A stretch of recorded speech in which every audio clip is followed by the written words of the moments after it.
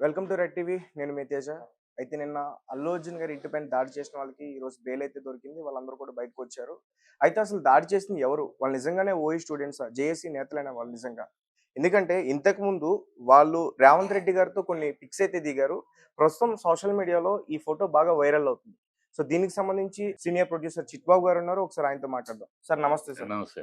So అంటే నిన్న అల్లు అర్జున్ గారి ఇంటిపైన చాలా దారుణంగా ఆ ఇంటిపైన రాళ్ళు వేసి, దాని తర్వాత ఆ పూల కుండీలన్నీ కూడా బద్దలు కొట్టి, ఆళ్ళు చాలా దాడికి ప్రయత్నించారు. వాళ్ళ బౌన్సర్స్‌ని కూడా కొట్టారు సెక్యూరిటీ సిబ్బంది.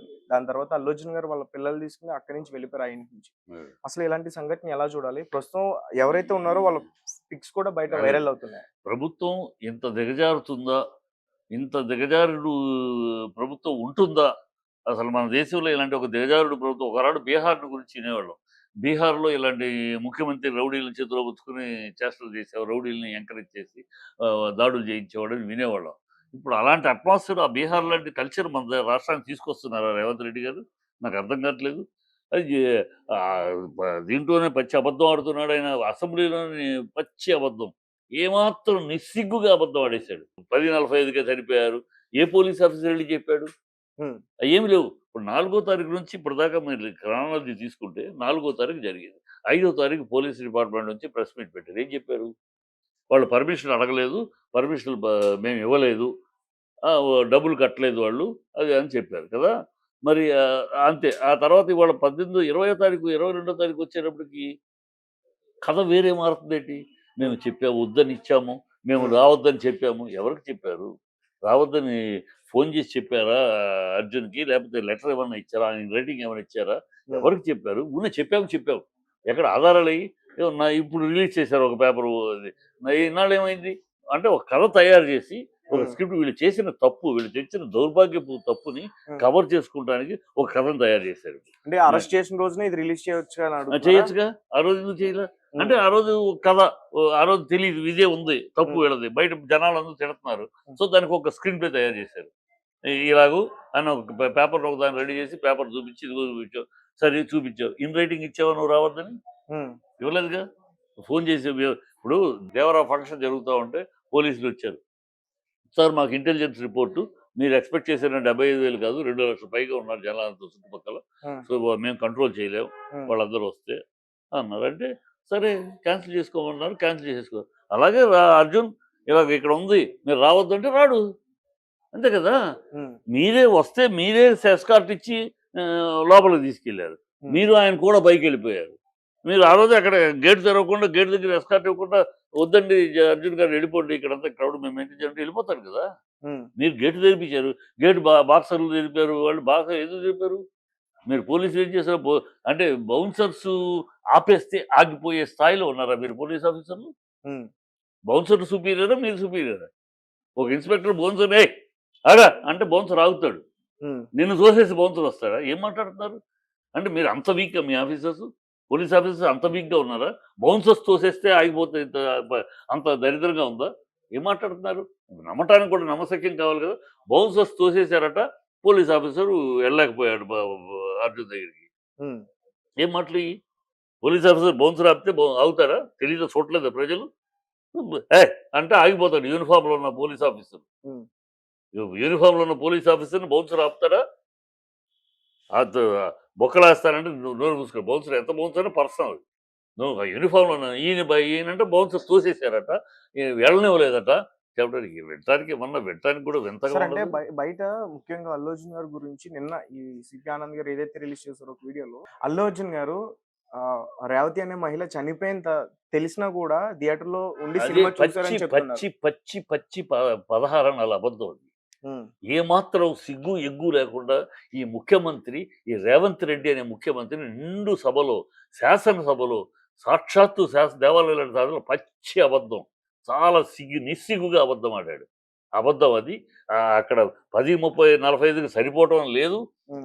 2కి చనిపోయారని కన్ఫర్మ్ చేశారు హాస్పిటల్‌లో అని ఎవరు? ఆ చనిపోయిన వ్యక్తి భర్త. చనిపోతే ముందు ఫ్యామిలీకి ఇన్వైట్ చేస్తారు. ఫ్యామిలీ అక్కడే ఉన్నారు. చనిపోతే వీళ్ళకి 10:45కి చనిపోయారని వీళ్ళకి ఎవరు చెప్పారు? హ్మ్. వీళ్ళు కలగన్నారా? వీళ్ళు ఊహించుకున్నారా? 10:45కి హాస్పిటల్‌లో తీసుకెళ్లారు. అది చెప్పారు. మేనేజర్ చెప్పాడు హాస్పిటల్కి వెళ్ళారంటే ఇద్దరు హాస్పిటల్కి వెళ్ళారు, కొంచెం టెన్షన్గా ఉంది, మీరు వెళ్ళిపోండి, వెళ్ళిపోయాడు. ఉమ్, అది చనిపోయారని ఎవరికి తెలుసు? చనిపోయారని ఎప్పుడు పొద్దున్న తెల్లారుజామున 3ంటికి తెలిస్తే ఆయన నిద్రలేసినాక పొద్దున్నే తెలిసింది. ఇది ఒక అబద్ధం. నిండు సభలో, ఒక శాసనసభలో నిస్సిగ్గుగా ఏ మాత్రం ఇది లేకుండా అబద్ధం ఆడతాడు సీఎం. ఇలాంటి అబద్ధాల కోరు సీఎం అని నేను చూడలేదు బాబు. రైట్. నేను చాలామంది సీఎంలు చూశాను. చాలామంది సీఎంలతో మా ఇంటికి మాకు అనుబంధం ఉంది. కానీ ఇలాంటి ఒక అబద్ధాల కోరు సీఎంని నిరంతరమైన పబ్లిక్‌గా ఎక్కడో ప్రెస్ మీట్‌లో ఏదో మాట్లాడాడంటే పర్వాలా. వాడేదో అన్నాడు అందుకు రియాక్ట్ అయ్యాడట ఓవైసీ అన్నాడని. ఓవైసీ ఒక సన్నాసి. ఉమ్, 24 గంటలు టైం ఇస్తే హిందువులందరినీ లేపేస్తానన్న సన్నాసి వాడు.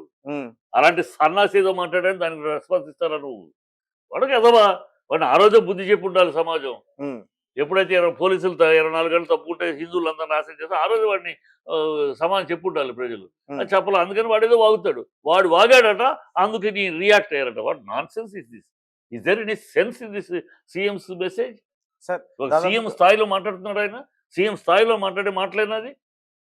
మానవత్వం లేదంటాడు, ఇంకోటి లేదంటాడు. ఏం మానవత్వం? మీ మీ మినిస్టర్లు ఎవరు వెళ్ళారు? 18 రోజులైతే మొన్న సీతక్క వెళ్ళింది.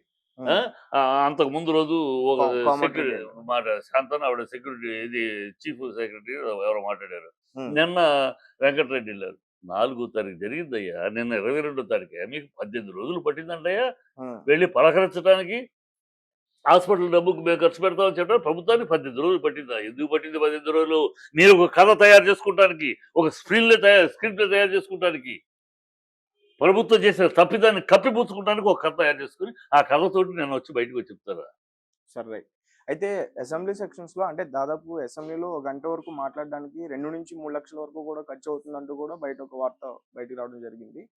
అంటే కేవలం రేవంత్ రెడ్డి గారికి అల్లు అర్జున్ గారి టాపిక్ మాత్రమే ఉందా? ఈ తెలంగాణ రాష్ట్ర ప్రజా సమస్యలు మాత్రం ఏం అదే లేవా అని అదే అడిగే ప్రయత్నం చేస్తున్నారు. మీకు అర్థం కాని విషయం అది. ఈ ప్రభుత్వం తన తప్పిదాన్ని కప్పిపుచ్చుకోవడానికి డైవర్షన్ పాలిటిక్స్ ఇది. ఉమ్, వాళ్ళని హైడ్రా పేదలు ఇల్లు కూల్చారు. ఇప్పుడు రంగనాథ్ చెప్తున్నాడు, ఇక మీద మేము పర్మిషన్ ఉన్న ఇళ్ళని కూర్చమని. మరి ఈ కూల్చిన ఇళ్ళకి ఎవరు? ఈ కూల్చిన ఇళ్ళకి ఎవరు కాంపన్సేషన్ ఇచ్చేది? అవి మాట్లాడట్లేదు. ఉమ్, ప్రజలు నిలదీస్తున్నారు. మాకు ఇల్లు కూల్చారు కదా, కూల్చమంటున్నారు. ఇప్పుడు మావి కూల్చారు, మా దానికి ఏంటని అడుగుతున్నారు. ఉమ్, దానికి సమాధానం లేదు వీళ్ళ దగ్గర. రైతుని సంఖ్యలేసి తీసుకెళ్లారు కదా, దానికి ఏంటని అడుగుతున్నారు. సమాధానం లేదు వీళ్ళ దగ్గర. ఉమ్, మీరు ఇచ్చిన ప్రామిసులు ఏంటి? రుణమాఫీ అన్నారు ఎక్కడ? ఉద్యోగం లేకపోతే ఇస్తామన్నారు, మూడు పెన్షన్ ఎక్కడ? ఏయి మీకు అందట్లేదు. ప్రజలు నిలదీస్తున్నారు. ఆ నిలదీస్తున్న ప్రజలు చీ తూ ఫూ అంటున్నారు. ఉమ్, దాని నుంచి తప్పించుకోవడానికి, దాని గురించి ఎస్కేప్ అవడానికి డైవర్షన్ పాలిటిక్స్. ఉమ్, ఇప్పుడు చూడండి, ఈ ఈ ఈ ఇష్యూ అసెంబ్లీలో మాట్లాడి నిన్న ఇవాళ ఏగా ప్రజల కష్ట సుఖాల గురించి మాట్లాడుతున్నామా? ఏ ఛానల్ అయినా మాట్లాడుతుందో? ప్రజలు అయ్యే హైడ్రాలో కూల్చారు ఇల్లు, వాళ్ళ పని ఏంటి, వాళ్ళ ఈ స్థితి ఏంటి, ఆ రైతుకి సంఖ్యలు వేశారు, దాని సంగతి ఏంటి, ఎవరిని అడుగుతున్నారా? ఉమ్, అర్జును రేవంత్ రెడ్డి అసెంబ్లీలో మాట్లాడింది. అర్జును రేవంత్ రెడ్డి ఇదే కదా. వాళ్ళకి అదే కావాలి. వాళ్ళకి డైవర్షన్ వస్తే ప్రజలు వాళ్ళ దుష్ట పరిపాలనని, దుర్మార్గ పరిపాలనని, అవినీతి పరిపాలనని, అసహ్యమైన పరిపాలనని, అబద్ధాల పరిపాలనని ప్రజలు ప్రశ్నించకుండా వీటి మీద పడిపోతారు. ఇదే కావాలంటే అందుకే చేస్తున్నారు. రైట్. అయితే ఒక రాజకీయ నాయకురాలు కొండా సురేఖ గారు సమంత గారిని కొన్ని మాటలు అన్నారు. అప్పుడు అంటే ఆమె మీద సరైన యాక్షన్ తీసుకోలేదని కూడా చాలా మంది అవును. చెప్తున్నారు. వీళ్ళు మొదటి నుంచి చెప్తానే, సమంత గురించి మాట్లాడినప్పుడు సమంత ఆ రోజే ఖండించుంటే, ఒక్కళ్ళు ఖండించలా, ఒక్క మినిస్టర్ ఖండించలా, ఒక చీఫ్ మినిస్టర్ ఖండించలా, ఇంకా పైగా సమర్థించారు. ఉమ్, కనుక వాళ్ళకి పెట్టలేకపోతున్నారు. సమంతకి ఏమనలేదు కదా. సమంతాని గురించి అంత అసహ్యంగా మాట్లాడినా కూడా మన ప్రభుత్వం, మన చీఫ్ మినిస్టర్ మన ఏమనలేదు కదా. ఉమ్, సో ఇంకేమైనా చేయొచ్చు అని. ఇవాళ సినిమా వాళ్ళ మీద పడుతున్నాడు ఆయన. సినిమా వాళ్ళ మీద పడి డైవర్షన్ చేస్తున్నాడు పాలిటిక్స్ని. ఉమ్, ప్రజలు ప్రశ్నించాల్సిన విషయాలని, ప్రజలు ఆలోచించాల్సిన విషయాలని, ప్రజల యొక్క సమస్యల్ని, ప్రజాభిప్రాయాలకి విరుద్ధంగా వాళ్ళు ఎవరు ఏమీ అడగకుండా వాళ్ళు డైవర్షన్, టోటల్ డైవర్షన్. ఉమ్, ఇలాంటి ఇప్పుడు చూడండి, ఇది మొదలైన కాడ నుంచి వారం 10 రోజులుగా అసలు ప్రజల విషయం ఒక్కటి అడుగుతున్నారా? రుణమాఫీ 47,800 కోట్లయ్యి, 600 కోట్లయితే 21,000 చేశారా? మిగతా ఎప్పుడు చేస్తారు? ఉమ్, ఆ రైతుల విషయం ఏంటి? ఎప్పుడు చేస్తారు? అడుగుతున్నారా ఎవరైనా? ఏ మీడియాని అడుగుతుందా?